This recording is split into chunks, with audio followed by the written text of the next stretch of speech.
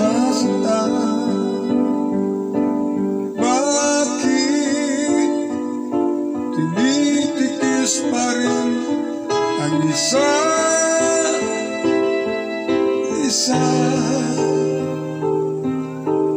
Lagi na lang bang ganito ang buhay natin?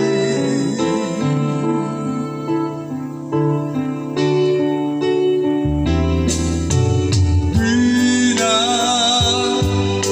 matitigil paghihirap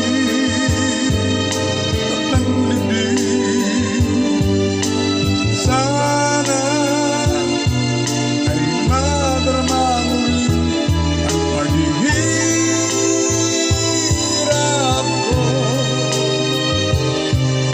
at sana'y pakinggan ang pag-iusap ko sa'yo. Hindi ko na hinahangad ang yaman sa